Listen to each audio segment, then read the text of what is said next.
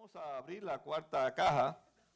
Hemos estado hablando durante estos domingos sobre el advenimiento. Ha sido el tema.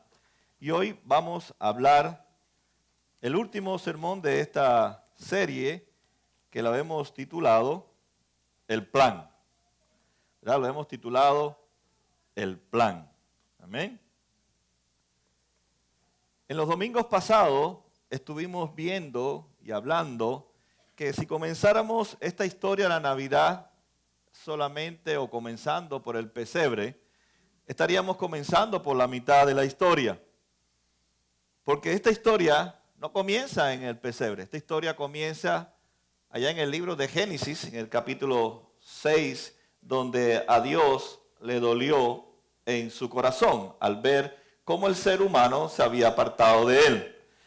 Lo segundo que vimos fue que este dolor en el corazón de Dios llevó a expresar una promesa de que un día vendría el Mesías. Y esta esperanza es anunciada por Lucas capítulo 2 por los ángeles en forma de adoración. Habíamos perdido la adoración a Dios y este Mesías, este Jesús, este niño nacido en Belén, viene a recuperar esta adoración que nosotros perdimos en Adán. Y hoy vamos a hablar del plan de Dios.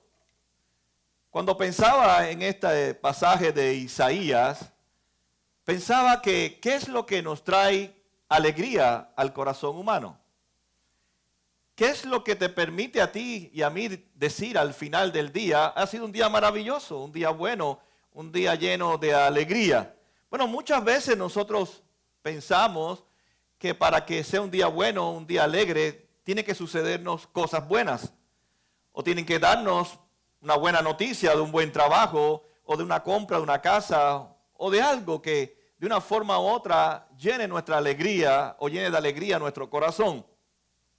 Pero si somos honestos, al terminar el día, nos damos cuenta que muchas de las cosas que nos causaron alegría no tienen nada que ver con nuestra vida espiritual. Porque nosotros pensamos que el sufrimiento, las dificultades, las crisis, aún la muerte, no deben producirnos alegría.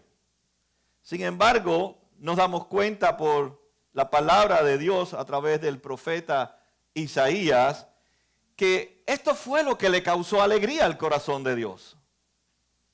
O sea, a Dios le dolió en su corazón, o la causa que le causó dolor a Dios fue nuestras rebeliones, nuestra desobediencia, pero hay algo que le trae otra vez alegría al corazón de Dios, que debería haber sido que cada uno de nosotros nos hubiéramos portado bien, hubiéramos sido obedientes. Sin embargo, lo que le causó más alegría al corazón de Dios es haber quebrantado a su propio Hijo. Eso nos devuelve la alegría, el gozo a Dios. Y cuando leemos Isaías 53, no podemos conectar o relacionar cómo el sufrimiento del mismo Dios en Cristo Jesús pudo provocarle tanta alegría al corazón de Dios. O podemos decir en forma humana, le devolvió la alegría al corazón de Dios. Isaías habla de esta maravillosa historia de la Navidad, pero desde la perspectiva del sufrimiento del Mesías, que vendría 700 años después, pero que ya vino y que ahora está en medio de nosotros. Dice Isaías, pero el Señor quiso, esa es la voluntad, quiso, deseó, se alegró de quebrantarlo, y no solo de quebrantarlo, dice, de hacerlo sufrir.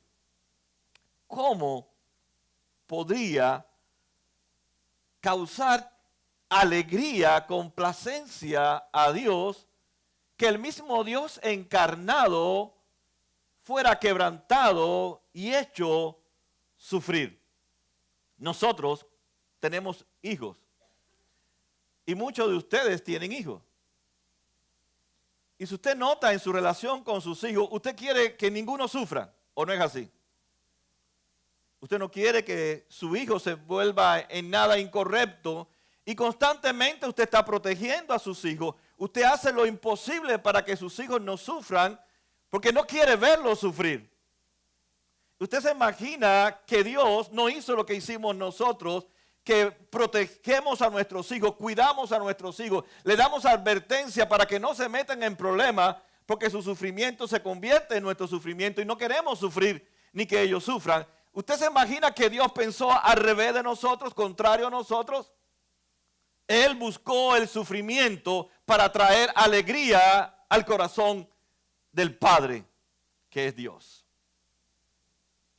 La única respuesta que pudo haber motivado al corazón de Dios, haber quebrantado y haber hecho sufrir al mismo Dios encarnado, es este plan de amor por nosotros.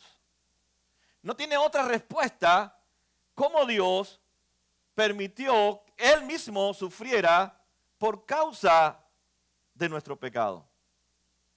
Ahora, Dios no sintió alegría en todo el proceso de su encarnación desde Belén hasta la cruz.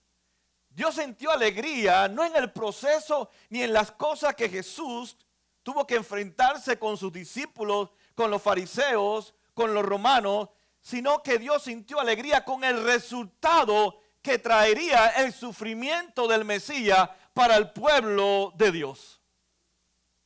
Y ahí donde nosotros tenemos que enfocar nuestra vida, el sufrimiento que tú y yo pasamos, las dificultades, el caos, la enfermedad, no debemos de gozarnos y sentir alegría por tal cosa, pero sí sentir alegría por el resultado que va a traer a nuestras vidas. Y Dios vio no tanto el sufrimiento del mismo Dios encarnado en Cristo en medio de nosotros, sino el resultado que traería al haberlo quebrantado y hacerlo sufrir. Sabemos que por nuestra naturaleza pecaminosa no podemos salvarnos a nosotros mismos. No pudimos recuperar nada de lo que nosotros perdimos en Adán. Sabemos que por nuestra naturaleza nuestros corazones no se inclinan hacia Dios. Nuestros corazones constantemente actúan en contra de Dios, pero Dios tuvo que permitir que su Hijo sufriera en nuestro lugar para nosotros poder recibir lo que nosotros habíamos perdido en Adán. Dios entonces tuvo que actuar en lugar nuestro. Por eso dice Juan 3:16, tanto amó Dios al mundo que dio a su Hijo. Podemos decir entonces que Dios sintió tanta alegría, tanto gozo, tanto placer en entregar a su Hijo para que lograra en la cruz lo que nosotros no podíamos lograr, ni aún ofreciéndonos nosotros mismos en la cruz del Calvario, porque no somos Dios y no somos perfectos. Y solamente podía ocupar este lugar el Hijo de Dios en lugar nuestro. Cuando uno ve la historia que nos narra Isaías en el capítulo 53, vemos que realmente la historia del Mesías, la vida del Mesías cuando viniera 700 años posterior, era una vida llena de sufrimiento y de un sufrimiento que nadie humanamente pudiera soportar tanto sufrimiento.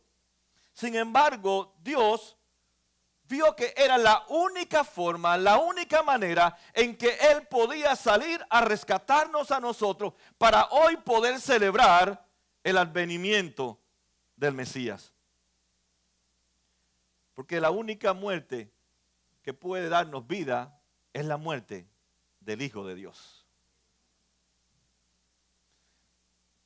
No sé, muchas veces cuando pasamos por el sufrimiento o por el proceso del sufrimiento, somos tentados en dudar de Dios. ¿Dónde está Dios? ¿Por qué hay tantos niños pobres? ¿Por qué hay tantas dificultades en nuestra cultura, en nuestra familia? De una forma u otra nos vemos tentados de culpar a Dios. Sin embargo, cuando leemos la palabra de Dios, nos damos cuenta que nuestro sufrimiento físico, nuestro sufrimiento emocional, no es comparado con el sufrimiento físico y el sufrimiento emocional que recibió el Mesías prometido, venido y ahora que está en los cielos intercediendo por nosotros y vendrá un día a establecer su reino en medio de nosotros, nos damos cuenta por la palabra de Dios que nuestros sufrimientos y nuestros problemas no son comparados con el del Mesías. Porque muchas veces nuestro sufrimiento y nuestras dificultades son producto del mundo que vivimos caído, y nosotros también tenemos una naturaleza caída. Pero Él, siendo perfecto, siendo Dios, nunca habiendo cometido pecado, Él recibió toda la culpa, toda la muerte que nosotros merecíamos, Él la recibe en nuestro lugar. Tal vez usted se ha encontrado alguna vez decepcionado en su relación matrimonial o en su relación con otras personas. Y eso causa sufrimiento, eso causa realmente angustia en nuestros corazones. Y nos hemos preguntado, ¿por qué me sucede esto a mí? ¿Por qué tengo problemas en mi matrimonio? ¿Por qué tengo problemas con mis hijos? Y preguntamos y dudamos, Señor, ¿dónde estás tú que no sales a socorrernos, que no sales a ayudarnos? Oh Dios, ¿dónde te estás escondiendo? Muchas veces nosotros dudamos en medio de nuestras dificultades. Cuando tenemos problemas financieros, es una de las grandes causas del divorcio y problemas dentro de la familia. Preguntamos, oh Dios, si cada mañana me levanto a trabajar, me esfuerzo y veo que al final del día no nos alcanza para el presupuesto, o después de ser uno de los mejores trabajadores, soy el primero que me han despedido de la compañía. Y dudamos de Dios, aunque pensamos que hemos sido buenos administradores. De una forma u otra dudamos del amor de Dios hacia nosotros. Cuando miramos, como dice el Salmo 73, cuando miramos nuestro mundo alrededor, cómo vemos que los malvados, los no cristianos, los que no aman a Dios, los que realmente corrompen al mundo, prosperan. Y nosotros, como dice el salmista, nosotros que estamos constantes en el santuario, que te adoramos, que te servimos, sufrimos. Y a veces nos vemos tentados incluso a hablar como los paganos, a actuar como los no creyentes, a ambicionar como los no creyentes. Pero dice el salmista, pude entender que el fin de aquellos que no te aman es la muerte, mas el camino de los que te buscan es prosperado.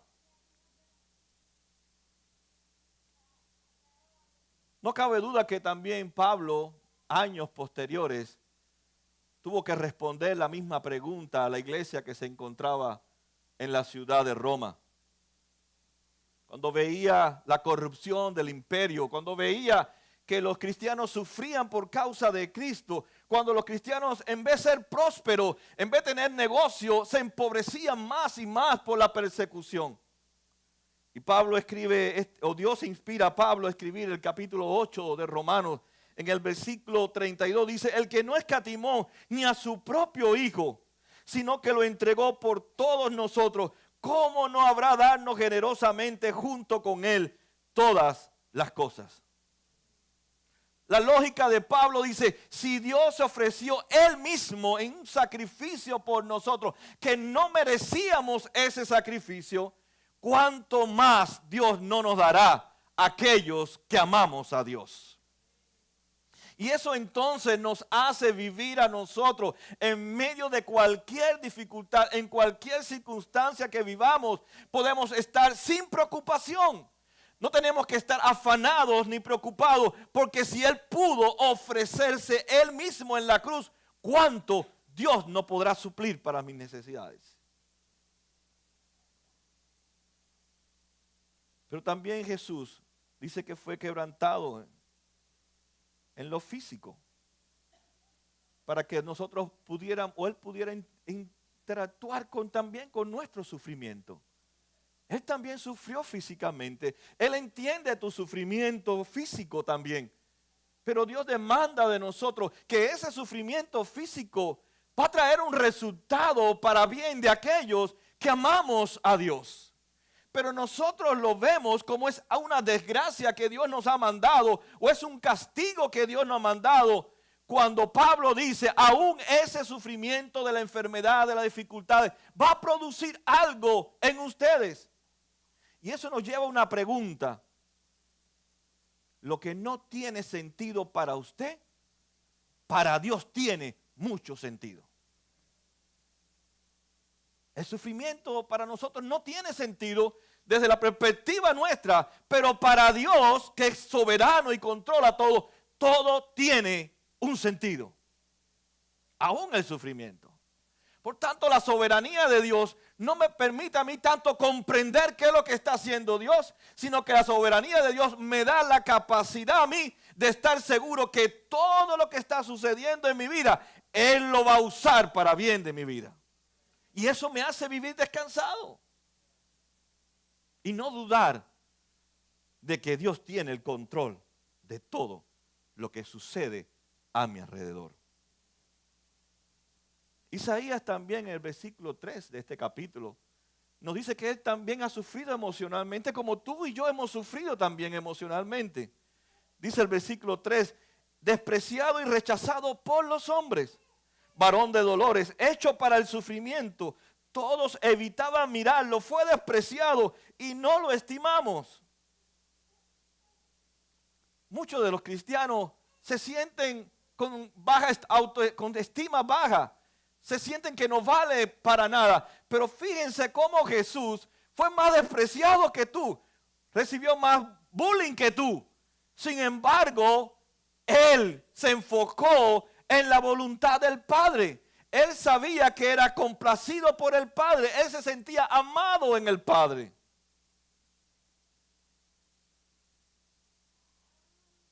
El momento más emocional de Jesús, el sufrimiento más emocional, fue la cruz. Donde desde la cruz pudo gritarle al Padre, Dios mío, ¿por qué me has desamparado? Pero se sintió así por causa de nosotros. Porque Dios descargó toda la ira de Dios sobre Él en lugar nuestro. Para que nosotros, en medio de nuestros problemas emocionales, pudiéramos no huir de Dios, sino correr a aquel que es mi refugio.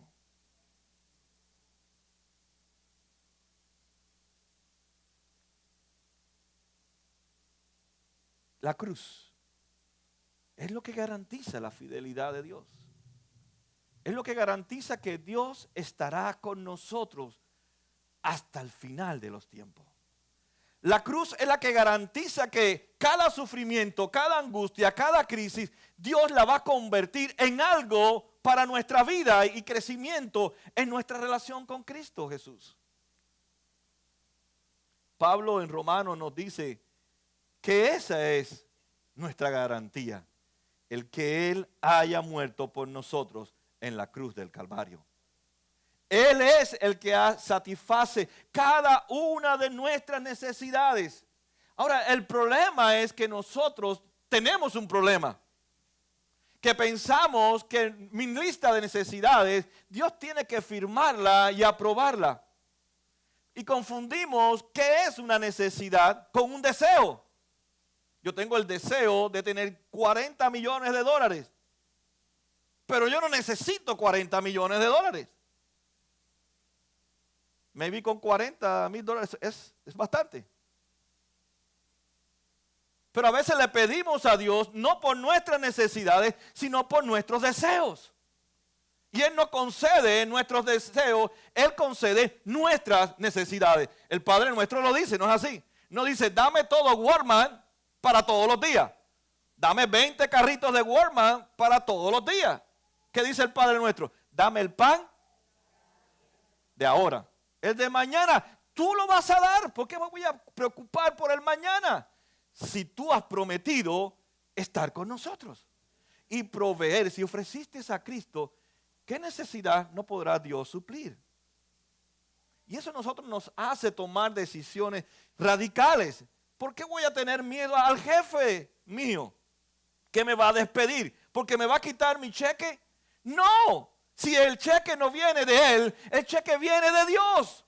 ¿Por qué voy a tenerle miedo al jefe que me va a despedir porque yo oro a la hora de comer, o porque me separo en mi break a leer la palabra, o porque en mi hora de break le comparto el evangelio a otras personas, o le digo, mira, hoy es el día del Señor, hoy no puedo trabajar? O a otro familiar, decirle, mira, hoy no me puedo ir de fiesta contigo. Hoy es el día que el Señor preparó para que yo me gozara en Él. Si Él va a proveer. Él es un Dios que provee. Tú no tienes que exigirle a Dios para que Él te dé. Tú no tienes ni siquiera que amar a Dios, porque Dios hace caer la lluvia sobre buenos y buenos, no, y sobre malos también. Porque su amor alcanza. Y eso nos debe ayudar a nosotros entonces a tener esa seguridad de que en medio de cualquier circunstancia Él va a proveer para nuestras necesidades. Entonces no tengo que tener miedo, no tengo que asustarme, no tengo que preocuparme. ¿Qué va a pasar? Porque Dios tiene control de toda mi vida.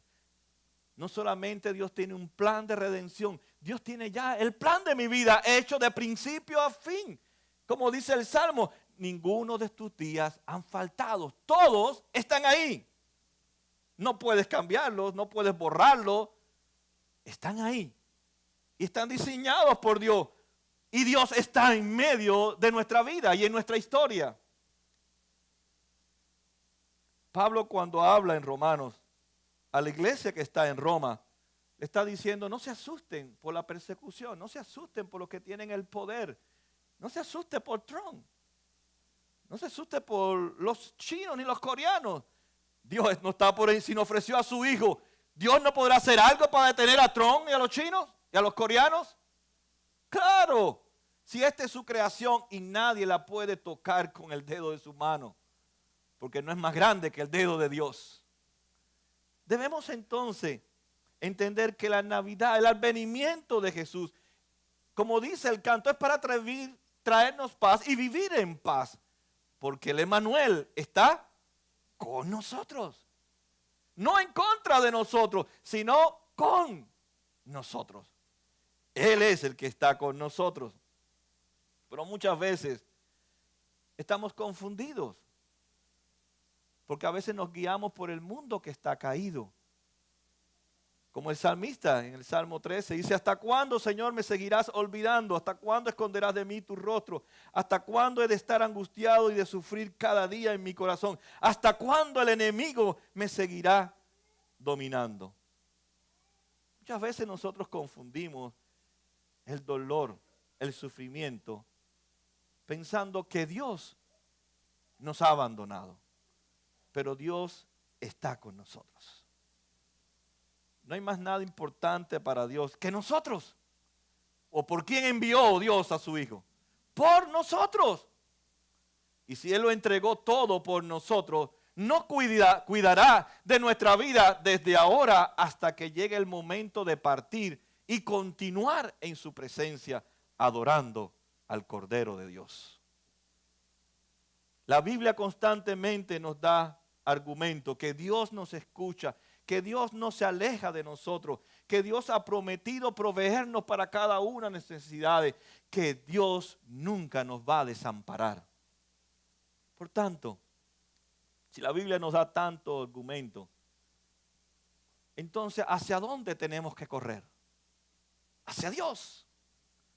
En medio del sufrimiento, de la angustia, de un mundo caído en que vivimos, tenemos que correr desesperadamente a que en los brazos de Dios nos abracen y nos cobijen como un padre cuando recibe a su hijo, cuando regresa a su hogar porque se ha extraviado. Y usted como padre, usted no lo bota. ¿Cuánto Dios no hará por nosotros? ¿Nos botará de su presencia? Nunca.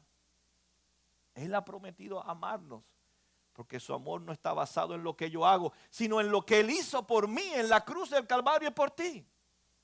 No depende de cuánto yo lo amo, sino cuánto Él me ha amado a mí.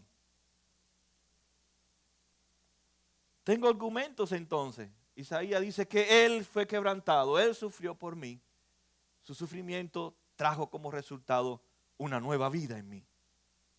Pablo dice, ¿cuánto Dios no nos va a dar si Él lo entregó todo por nosotros? Por tanto, entonces, es la pregunta que tenemos que hacernos. Si Él ha hecho todo esto, ¿tengo paz en mi corazón? ¿Vivo con paz con los demás? ¿Vivo poniendo constantemente mi esperanza en Cristo o en algo que no es Cristo? ¿Tengo paz porque he sido reconciliado con Dios? ¿O tengo paz porque supuestamente tengo dinero que me puede dar una supuesta paz? Son preguntas que tenemos que hacernos en este tiempo. ¿Realmente hay alegría en mi corazón cuando hago la misión de Jesús de hacer discípulos a otras personas o no? Si Dios sintió alegría en medio del sufrimiento por tu causa y por mi causa, ¿cuánta alegría no debe haber en nuestros corazones? Hacer la voluntad del Padre que nos ha enviado a hacer para que otros puedan conocer el amor que Dios ha derramado en nuestras vidas. No podemos ser tan egoístas. El amor de Dios no es para guardarlo, no es para almacenarlo en nuestros cuartos y nuestros hogares. El amor de Dios es para compartirlo con otras personas. Déjeme decirle, hay tantas personas que nadie los ama. Hay tantas personas que pasan tanto trabajo que nadie los ayuda. Hay tantas personas en soledad que se pasan horas y horas en su cuarto sin hablar con nadie cuando estamos nosotros para hablarles de alguien. A veces somos como ciegos. Y la Navidad es dar regalos. Él nos regaló a su hijo. Y no estoy diciendo que le regales una bicicleta, le regales un auto al que no tiene auto, pero sí le puedes regalar tu oído. Sí le puedes regalar tu abrazo. Sí le puedes regalar, yo te amo, tú me interesas. Yo quiero estar en tus dificultades. Tú eres valioso para mí. Eso es el evangelio. Lo demás es religión. Es religión. Y no estoy diciendo que usted nos regale cosas, pero el mejor regalo que puede recibir la gente es el amor de Dios a través de usted. ¿Cuántos jóvenes sus padres lo han abandonado desde pequeños? Han tenido que luchar ellos solos en esta gran nación que es un monstruo. No han escuchado nunca a nadie, I love you, te amo. Nunca nadie ha venido y lo ha abrazado. Hija, tú eres importante para mí. Hija, yo quiero ayudarte. Nunca han escuchado eso. Y ese es el mejor regalo que nos anuncia la Navidad. Es el amor, es una historia de amor. No solamente en la cruz, sino que en la cruz nosotros recibimos ese amor para seguir dando ese amor a este mundo que tanta falta le hace el amor de Dios. La voluntad de Dios entonces es quebrantarlo, hacerlo sufrir. Y como Él ofreció su vida en expiación, como dice Isaías. Pablo habla del segundo Adán, de Jesús. Él vino. Él no falló como falló Adán. Él no fracasó como fracasó Adán. Él ganó la victoria. Él recuperó lo que Adán había perdido. Él lo hizo todo lo que Adán no pudo hacer por él mismo. Y ahora nos da el mejor regalo. Y nos dice, mira hijos, aquí tienes mi perdón. Es la primera caja de mi regalo. Hijo, ahora tienes paz. Te he regalado mi preciosa paz, mi shalom. La armonía que puede haber dentro de tu mundo interior. Te he regalado estar en paz con los demás. Te he regalado aún la esperanza de la resurrección cuando yo venga otra vez. Nada de eso usted puede ir a Walmart, ni a JCPenney, ni a ninguna tienda a comprar. Es un regalo. Y ese regalo que debemos de hacer en estas Navidades. Una vez más, no digo que usted no regala a su familia, pero piense que hay un regalo por encima de ese regalo que es precioso. Jesús tuvo que ser obediente. Tuvo que satisfacer las demandas del Padre. Tuvo que cumplir la ley por nosotros, para que nosotros ahora seamos aceptados en esta gran familia, la familia de Dios, donde se hablan diferentes idiomas, cultura, y un día todos estaremos adorando al que está sentado en el trono, al Cordero que se inmoló por nosotros, cantando y adorándole de día y de noche, y declarando delante de Él nuestra redención por la eternidad. Eso es un regalo muy grande. Usted no puede entrar por sí mismo al trono de Dios. Él nos ha dado una entrada gratuitamente a través de su sacrificio en la cruz del Calvario. Así que este pequeño bebé nacido en un pesebre estaba destinado a morir en una cruz. Pareciera que en la cruz el plan de Dios había terminado. No sé si usted ha leído los relatos de la cruz, donde le decían constantemente, 2 veces le dijeron, si eres el Hijo de Dios, bájate. ¿Usted se imagina si Jesús hubiera decidido bajarse de la cruz?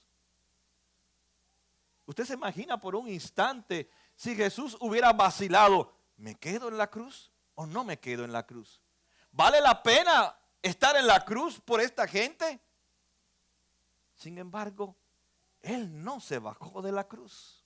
Fue obediente hasta la muerte, y muerte de cruz, dice Pablo en Filipenses. Porque si Jesús se baja de la cruz y cede la tentación de Satanás, nosotros quedaríamos condenados al infierno eternamente. Sin esperanza, sin protección, sin provisión. Pero la cruz no fue una derrota, fue una victoria. Pero no solamente termina ahí la historia, continúa la historia.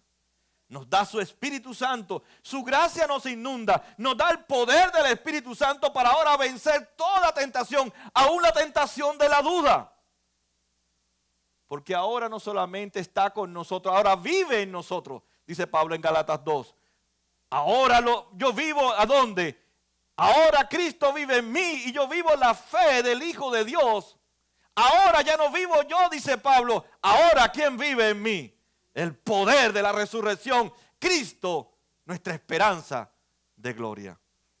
Él vive ahora en nosotros.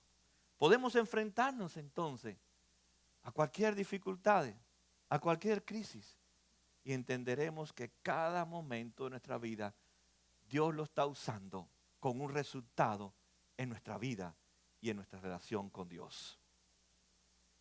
Pero Isaías dice que prolongará sus días. Para una mente hebrea prolongar sus días es una gran bendición. Juan en el capítulo 3 habla de la vida nueva, de una vida prolongada, de una vida eterna. Así que esta cruz trae como resultado que viviremos eternamente en su presencia. Ni la muerte, como dice Pablo, ni la angustia, ni la persecución, ni espada, ni desnudez, nada nos va a separar jamás del amor que tenemos en Cristo Jesús. Nada. Ni la misma muerte nos puede separar, porque ha sido vencida en la cruz. Por eso el creyente en el Nuevo Testamento estaba dispuesto a enfrentar la muerte, porque sabe que ni Roma, ni los leones, ni siquiera la hoguera podía arrancarle el amor de Dios. Ellos querían arrancarle a través de una confesión el amor de Dios, pero ellos morían cantando y confesando que Cristo es el Rey de Reyes y Señor de Señores. Jesús ahora vive en muchos, en todos aquellos que Él le ha dado esa nueva vida. Esa nueva imagen que está ahora en nosotros, siendo restaurada a través del poder de Dios. Pero también dice el profeta que Él llevará a cabo la voluntad del Señor. Él cumplió todo lo que el Padre en la Trinidad le dijo que hiciera. y aún sigue cumpliendo las promesas de estar con nosotros hasta el fin. Nuestra misión entonces es terminar lo que comenzó Jesús. Es continuar lo que Jesús comenzó. Es seguir siendo fiel al Evangelio. Es seguir compartiendo la buena noticia. Es seguir compartiendo este plan de amor con los demás para que puedan entender cuál es el propósito verdadero de cada Navidad que tal vez han celebrado mucho en sus vidas y no han sabido qué es la Navidad.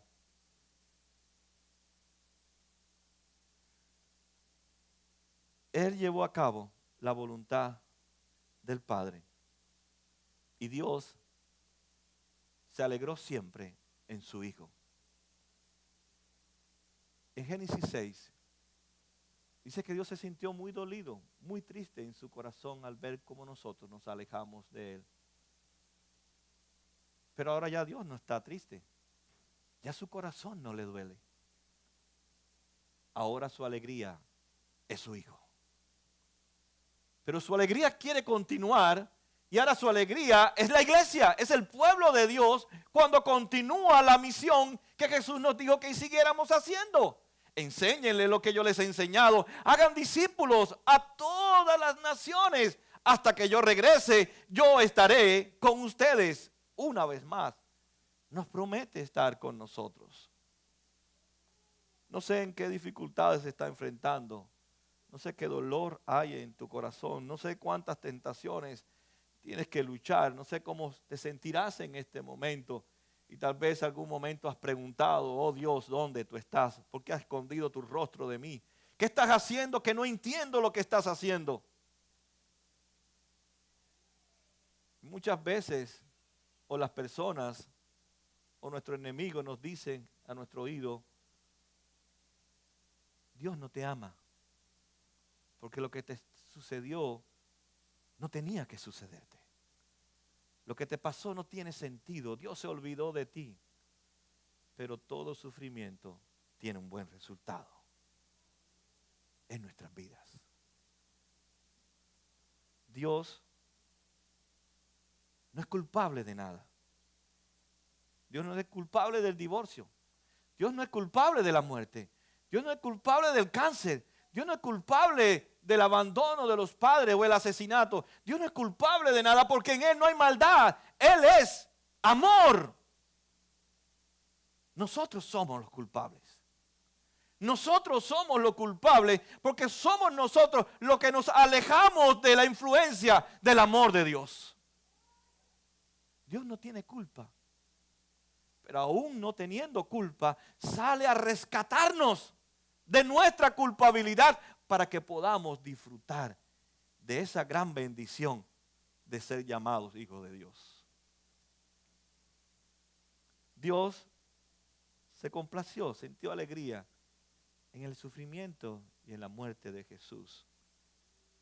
Y lo hizo para no abandonarnos en nuestra gran necesidad de ser rescatados de nosotros mismos, de ser rescatados de nuestro pecado.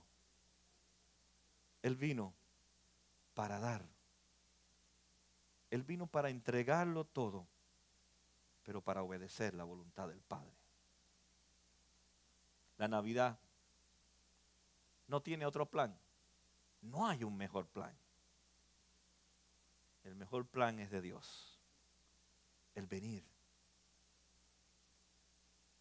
para encontrarse con nosotros, para recuperarnos, para rescatarnos de nuestro egoísmo, para rescatarnos de toda nuestra inmundicia, como dice el profeta. Dios vino para cambiar un corazón de piedra y poner un corazón de carne, compasivo, misericordioso, bondadoso, generoso, como es el corazón de nuestro Padre Celestial. Dios tiene el plan perfecto. Y el plan perfecto de Dios fue el querer quebrantar y hacer sufrir a su Hijo, pero que resultaría para vida de muchos.